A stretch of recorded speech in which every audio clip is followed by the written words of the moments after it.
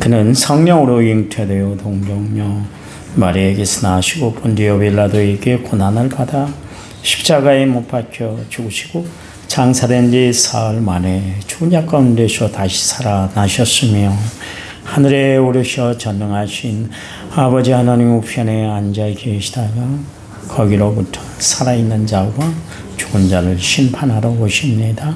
나는 성령을 믿으며 거룩한 공교회와 성도의 교제와 죄를 몸에 영생을 믿습니다. 아멘.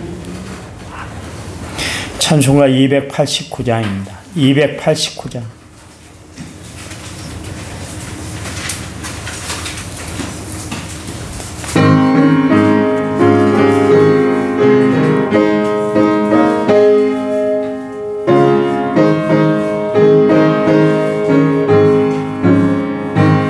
예수 내 맘에 들어와 계시는 평화의 세상에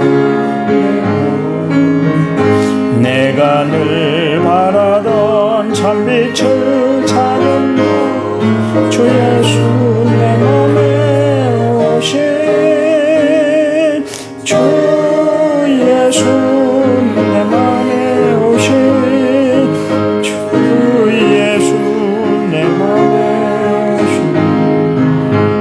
물밀듯 내 맘에 기쁨이 넘치는 주 예수 내 맘에 오신 주 예수 내 맘에 들어와 계신 망령된 행실을 꺾고 머리털보다도 더 많던 내 죄가 눈보다 더 이어졌네. 주 예수 내 맘에 오신 주 예수 내 맘에 오신 물밀듯 내 맘에 기쁨이 넘치는 주 예수 내 맘에 오신 내 맘에 소망을 든든히 가지는 주 예수 내 맘에 오신 의심의 구름이 사라져버림도 주 예수 내 맘에 오신 주 예수 내 맘에 오신 주 예수 내 맘에 오신 물밀듯 내 맘에 기쁨이 넘치는 주 예수 내 맘에 오신 사망의 음침한 골짜기 가다가 밝은 빛 보련히 비춰 저 멀리 하늘 문 환하게 보인도 주 예수 내 맘에 오신 주 예수 내 맘에 오신 주 예수 내 맘에 오신 물밀듯 내 맘에 기쁨이 넘치는 주 예수 내 맘에 오신 내가 저 전성에 올라가 살기는 주 예수 내 맘에 오신 전성에 올라가 주님을 뵈니 그 기쁨 이길 데 없네.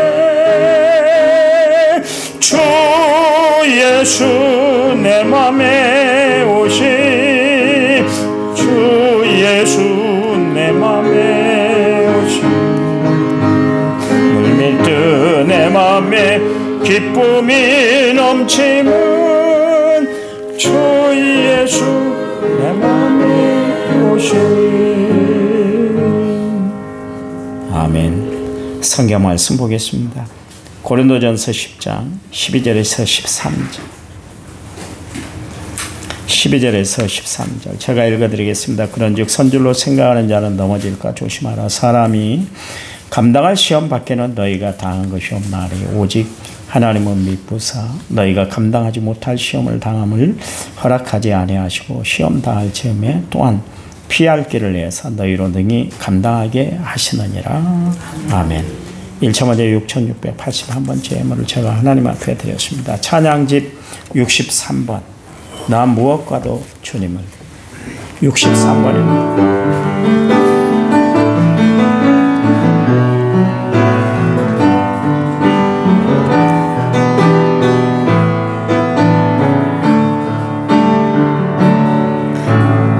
무엇과도 주님을 바꾸지 않으리. 다른 어떤 은혜 구하지 않으리. 오직 주님만이 내 삶의 도움이신 주의 얼굴 보기 원합니다. 주님 사랑해요. 사랑해요.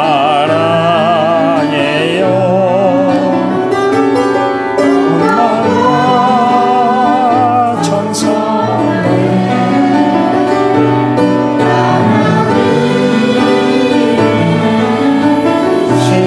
신실한 원합니다. 아멘. 그 성공하는 사람들의 습관이 있잖아요. 성공하는 사람들의 습관이라는 책이 베스트셀러가 된 적이 있는데요. 실패한 사람들은 또 실패한 원인이 있어요. 우리가 인생을 살아가면서 다 원인과 결과물을 가지고 우리가 살아가게 되는데요. 실패한 사람들은 꼭 실패한 이유가 있습니다. 이스라엘 백성들이 실패한 이유가 있었어요. 그건 뭐냐면 다른 거 아니고 원망하다가. 우리가 가정생활에 실패하고 또 교회생활에 실패하고 사회생활에 실패한 원인 중에 하나가 뭐냐면 원망이에요. 원망. 우리 원망에 많이 쩌들어서 사는 것 같아요. 마귀 사탄은 어떻게 해서든지 우리로 하여금 세상을 살아갈 때 감사를 잃어버리고 살아가게 해요. 원망 불평거리만 찾도록 해요. 우리의 신앙이 나약하고 어리고 부족할 때 나타나는 현상이 뭐냐면 모든 것이 원망이에요. 내 삶을 살아가면서 우리가 느끼는 것이 뭐냐면 그래 내 뜻대로 사는 것이 아니지 하나님의 은혜로 살아가는 것이지 주변에 나를 돕는 사람들이 많기 때문에 내가 이렇게 살아가고 있어. 그것을 깨달은 순간부터 사람들은 감사를 찾게 되고 그러므로 그의 삶이 은혜 가운데 접어드는 것을 알 수가 있습니다. 우리가 늘 살아가면서 생각할 게 뭐냐면 원망, 불평을 버리고 살아가는 거예요. 우리 늘 감사를 붙들고 살아가야 할 하나님의 사람들인 줄 믿으시기 바랍니다. 이스라엘 백성들이 광야 생활에 실패한 이유 중에 하나가 뭐냐면 원망하고 불평하는 거. 한 걸음을 뛰면 원망하고 두 걸음 뛰면 불평하고 다 원망, 불평했어요.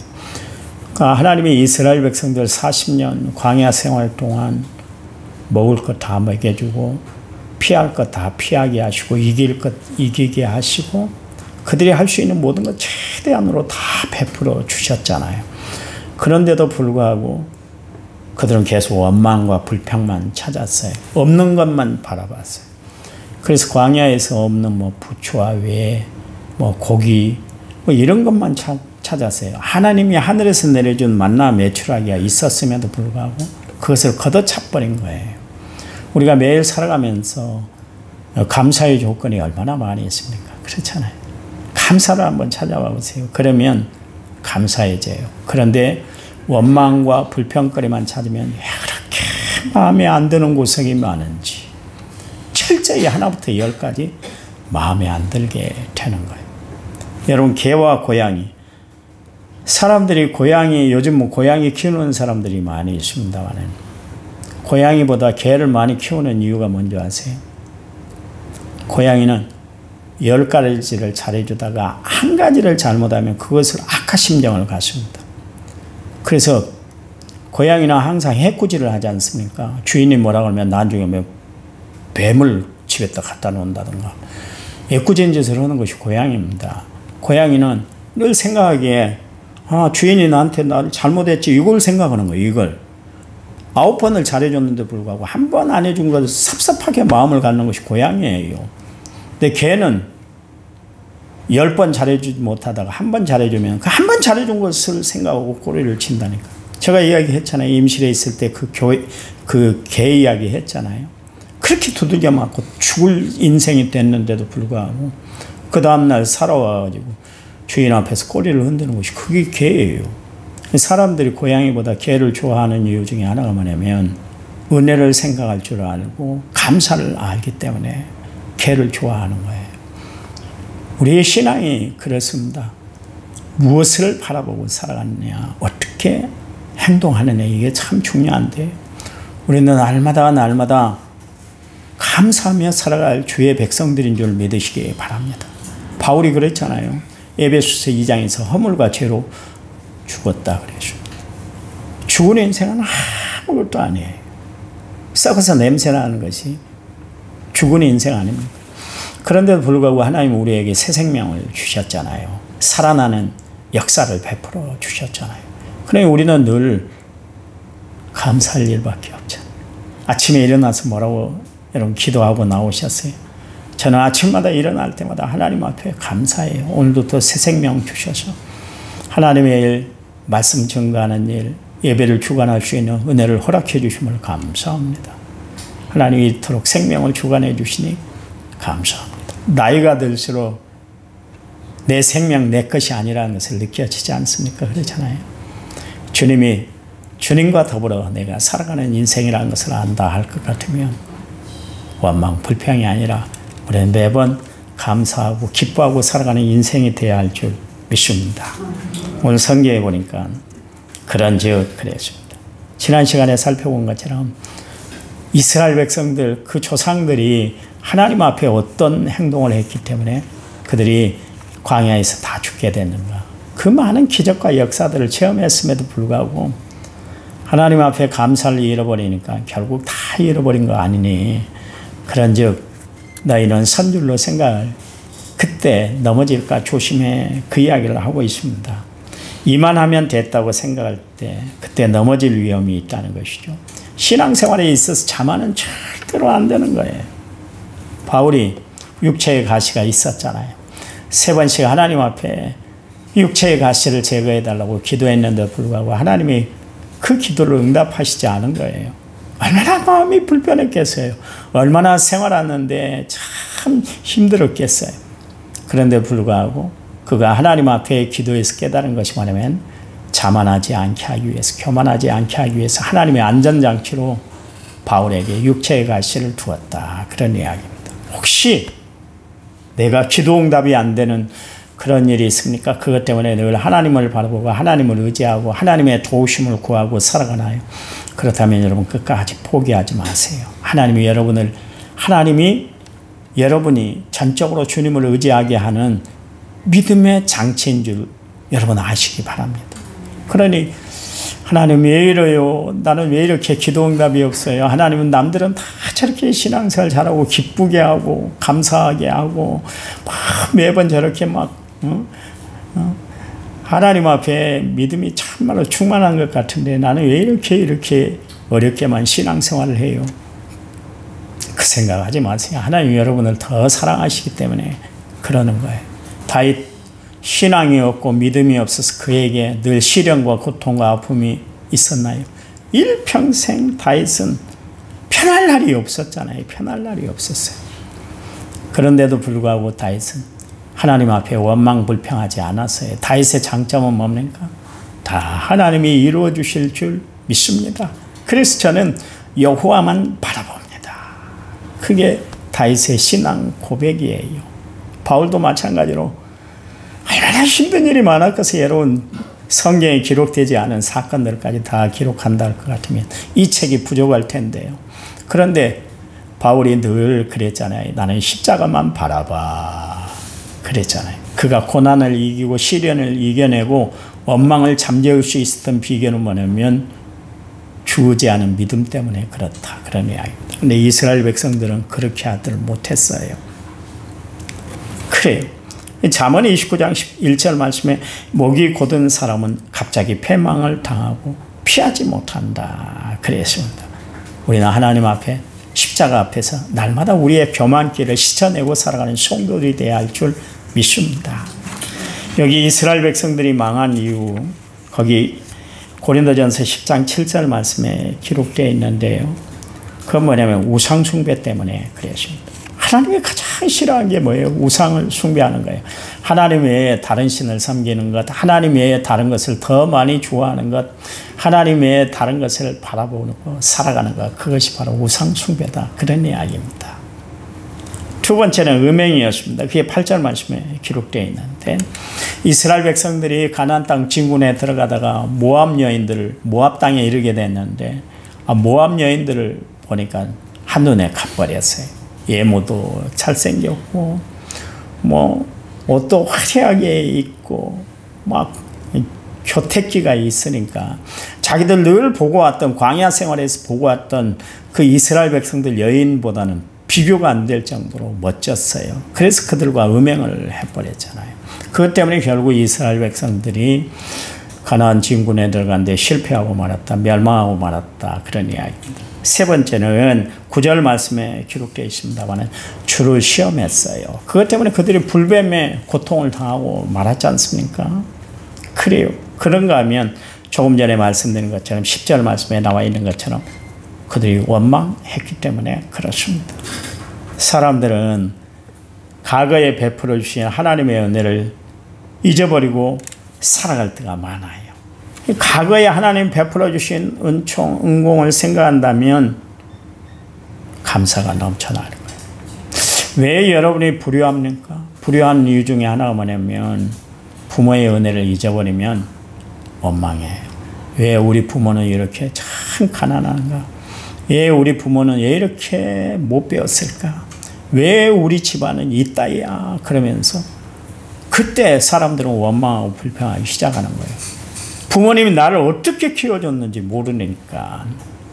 그 밥을 못 먹었을 때 밥알을 씹어가지고 그걸 죽을 만들어가지고 입에 넣어줬던, 지금 생각하면 비위생적이라고 해서 뭐 그럴 겁니다만은 시우하고 같이 밥 먹는데 내 수저를 뜨면 잘 안 먹으려고 그래. 내가 이렇게 갖다 주면 할아버지 그만 내가 갖다 먹을게. 나도 그래요. 요즘 애들 참 그렇디다. 철저히 위생관념이 그렇게 강해. 근데 옛날식으로 그렇게 자녀들 키우면 난리가 날 거예요. 난리가. 그래도 그거 다 받아먹고 살았잖아요. 부모님들 왜 쓰고 싶을 것이 없고 하고 싶은 일이 없고 갈 곳이 없고 입을 것이 없고 먹을 것이 없었겠어요. 그런데도 불구하고 자식을 위해서 다 희생하셨잖아요. 그 은공을 모르니까 내가 잘나서 내 힘으로 지금까지 살아온 줄 알고 그래서 부모님에게 불효하고 그러는 거 아니겠어요. 부모의 은공, 나를 어떻게 키워줬는가 그걸 안다 할 것 같으면 정말 효자가 저절로 나오는 거예요. 저절로. 우리 둘째가 위기를 많이 맞았잖아요. 그래서 주변에 있는 친척들이, 지인들이 늘 그런 이야기 합니다. 너는 너희 어머니가 너를 살렸어. 그러니까 너는 어머니에게 잘해야 돼. 그 이야기를 늘 합니다. 그거는 효도를 강조하기 위해서 그런 이야기를 하는 거예요. 여러분, 그래요. 우리가 하나님의 은혜를 정말 생각한다 것 같으면 날마다 감사할 일밖에 없잖아요. 과거에 나를 도우셨잖아요.